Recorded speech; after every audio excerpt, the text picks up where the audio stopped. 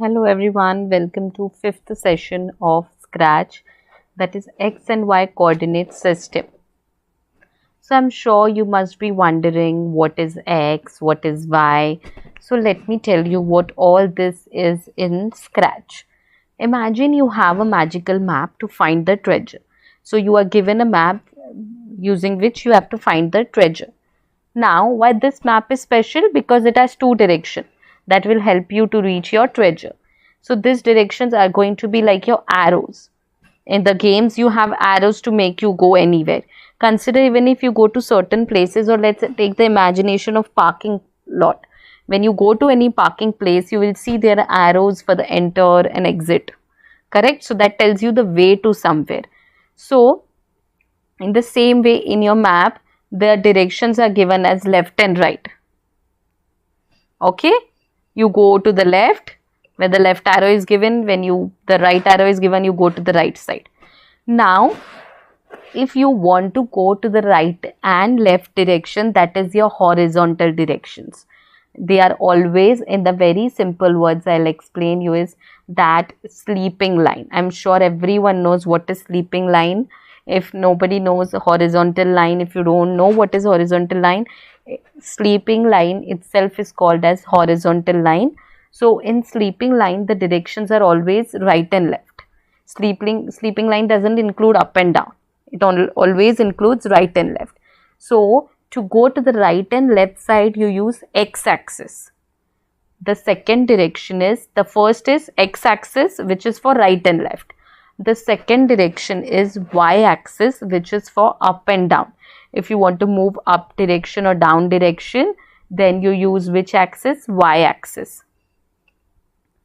I'll show you the diagram. See, this is your x, that is sleeping line. That is why I said this is the right side, this is the left side. So first I'll explain you x in detail.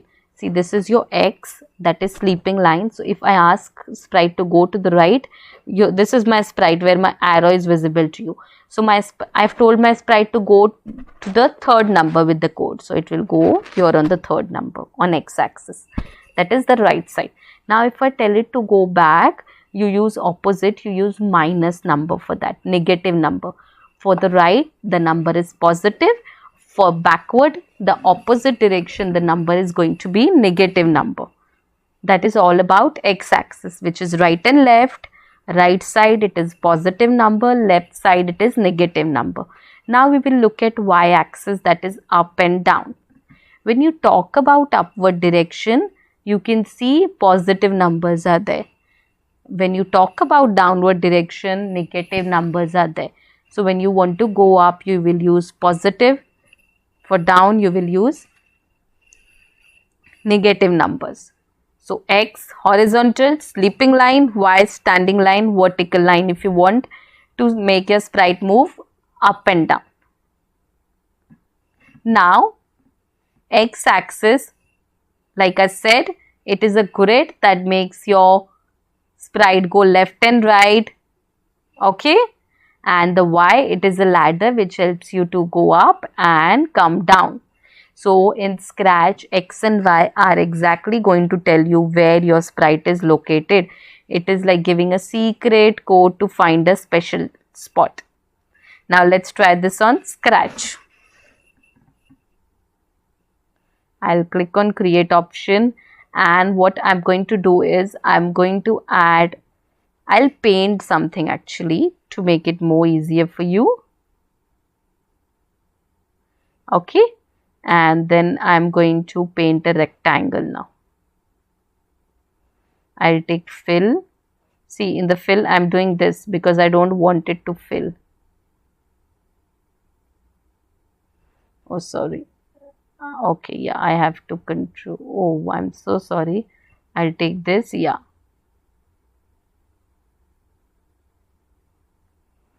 Okay, I'll keep it here in the center. We'll make a very fun project now. Okay. So I'll add more sprites. Let's go to food. There is a cake. I'll keep the cake here. Then we go to the food. What good items we like? Donut also. We'll keep one donut here. What cute, more nice and tasty food items we have? Oh, I love jam also. If I feel this is too small, I'll change and make it 300. Oh, that's too much. We can keep it 200. See, with this you can learn how I'm trying to make different things happen. So there is no fixed code for anything in Scratch. Okay. So if you want, see, I'm keeping this way, and if you want to keep your food items this way, that is also good. That is also correct actually. So it depends how you want your sprite. You have complete freedom to control your project the way you want it to. Now we go to sprites and we will get a really nice good, I like this giga. So I'll keep this giga here and I'm going to change the size to 50. Okay, so now just look what I'm doing on my screen and observe the area which I tell you. Now when my sprite giga is here, you can see what is the x number given here, minus 184 and minus 109. Okay, now if I take and keep it here on the top, the number changed again. I made it go just vertically, so vertical number change. Now if I take it and bring it here, the position is different. So now the idea behind telling this is that if you keep your sprite anywhere on the screen, it has different positions. We also have graph. I'll show you the backdrop. You go to the backdrops and you choose this grid. So it tells you the numbering system. See how the graph works. I'll explain you. When you talk about horizontal position, that is x, it starts from this corner minus 240, and I told you like negative is the left side, right side is positive, so 240 it ends. Then for the vertical, starts with minus 180. Sorry, it starts with 180 because the top is positive, the bottom is negative, it goes till minus 180. So that time x will be 0 only given here, and the center position is always 0, 0. So you keep sprite here, see the position is different. You keep your sprite in the center, it is around that position. So wherever you keep your sprite, the position is going to be different. So if you are not able to understand the position, or because we are new to this, what we will do while coding, we will keep this simple background of graph to see the position. Once we have completed the code, we will change our backdrop to plain. Okay. So first we start our event with when green flag clicked. Then we go to the motion. We have a block called go to x, y. In x, you put what is the x position, and y, you put what is your y position. So what happens, I'll keep my giga here. What is the position? It's minus. Where I'm observing the position, here it gets updated. So you write from here. Minus 183 is written and minus 107 is there. Now after this, it should start from this position. So it means when I click on green flag, giga will be here. Now after this, I want it to go up here. This position till here, not much up. Okay. So what is the position? Minus 183 and 127. So when you take again, that position already comes. So what happens in Scratch is, consider, I'll remove this. I'll keep it here. Okay, now if I take the block, the position is different. I keep it here. I'll have to change here, correct? On my own, I'll have to type. But if I see, just let's do this. I'll keep this here. It went there. Okay, but now if we don't want to do that, we can take our sprite and keep it on the top, and the position here gets updated. So if you keep sprite and then take your block xy, it is already updated. So I'll take and keep it here. I'll take this position and I'll check 209, 129. It's correct. So what is the position of fourth corner? It is 209 and minus 108. And now again I want it to come here. So it has to walk all the square. It's minus 183 minus 109. Now you can see it's not happening because we are doing it very continuously. So what I'm going to do is, to control anything, we have seen we use wait 1 second block. And to make it continuously happen, we keep forever inside it. So what we did, we added forever and inside that wait 1 second. Now I'll just change the background to plain and run the program. You can see after every 1 second it is moving. So it's like Giga is moving around all the food items. Isn't that very interesting? So what you have to simply do is take your sprite and keep it wherever you want it to go. Then take go to position, go to XY, and whatever number is given here, write. And in case, because you will watch this video and try to do the program, in case if your sprite is not going to the correct position, please check this numbers. If this number and this number is similar, if you get stuck anywhere. So isn't that very fun that Giga is moving around? Now same way I am going to write here Giga movement. I'll save this.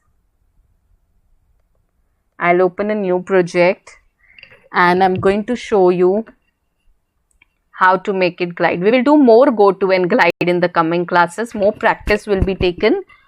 Today you are doing the basic program to understand it. We will take a nice backdrop where we can make our sprite move. Okay, this is good. Water, and here I can add a frog. Yeah, the frog is really nice. I'll change the size because it's very big compared to the stones, because what I want to do is I want it to go from one stone to another stone. I'll take 50. Okay, so it is here, it will go here, it will walk here, it will walk here, it will walk here, it will walk here. That is what we are going to do. It's going to be very fun. Let's get started. We take when green flag is clicked, then we go to the motion category. Okay, we have seen go to, so it was going to that place. But I've taught you glide 1 second to random position also. What happens with the glide? Your sprite walks with the glide. So you take glide 1 second. So okay, it is going to walk to that position. But when you are always using glide, I'm going to go very slow and explain, and I want you to observe this video and do step by step. Now, when the program starts, I want frog to be here. So now you're not going to use glide. You want to fix the position. So you take go to. Okay. Now you want it to wait 1 second. Then you make it wait. Now after this, you want your frog to come on this position. So when it comes on this position, you want it to walk. So we take glide 1 second to X and Y. Whatever position is here should be compared to this position. It is same, then it's correct. So this is going to make your sprite walk to that position. Again, I'll take wait 1 second and I'll take frog and keep it here. So it will glide on this position. Why we are writing glide? To make it walk. But to fix the position, it was go to only, because you just want to start from that position. So now after this, I want it to come here. So we go to the control. We take wait 1 second and then we take glide. Again, we go to the control, we use wait 1 second and we make the frog go to this position. So I'm keeping it there and taking glide because that is the easier method to do. The number gets updated. I can't just, now if I take wait 1 second, now I take glide, see the numbers are same. So I'll have to take frog, keep it here, see the number and change it. So better you first keep it, so your time is reduced by directly getting the numbers. Now let's see. Isn't that very fun how the frog is walking? You can see it going from one rock to another.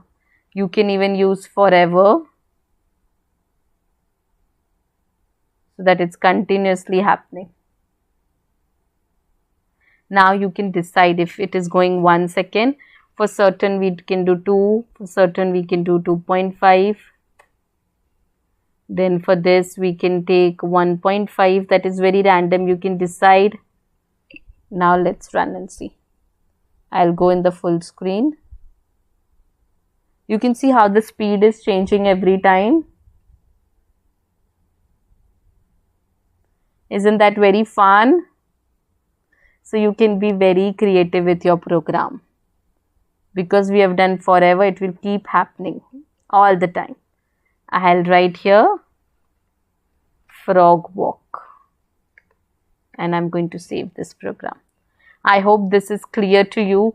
Try to look at the video again and again. Practice more of programs. Be creative. Take different backgrounds. Take different sprites and make your different sprites walk on different positions. If you want, you can take 2 sprites and make them walk. Happy coding. Thank you. Bye.